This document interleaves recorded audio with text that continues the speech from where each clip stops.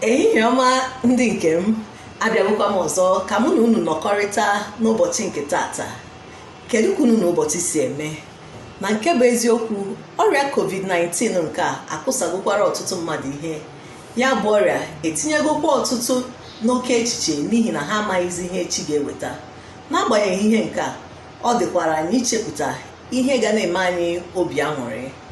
Oke echiche na-ebutekwa nrụgide nke ndị bekee na-akpọ stress.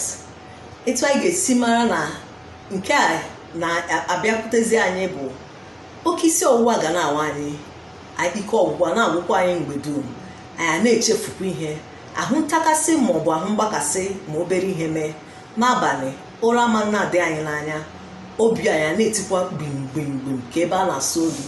Maka ndị lụrụ di na nwunye, mmekọrịta di na nwunye ama na-amasịkwa ha.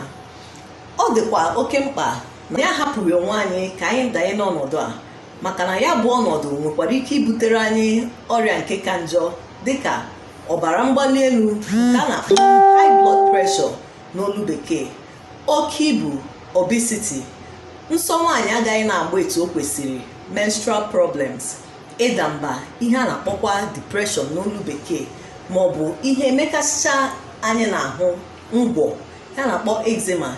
N'ụmụ nwoke, o nwekwara ike ime ha na-anyụ ọsịsọ mgbe ha na nwunye ha na-emekọrịta, ya na-akpọ premature ejaculation.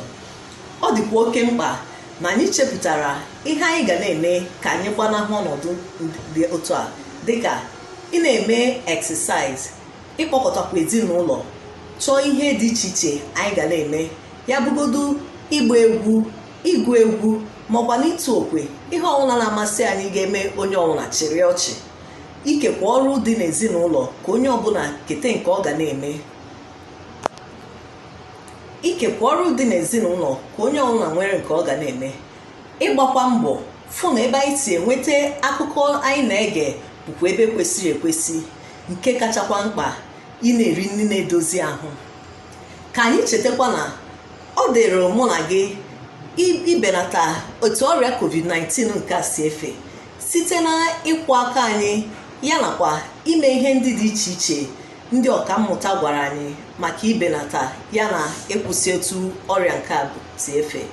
Afa m ka bụkwa Dr. Chinyere Okolo. Ndewonu.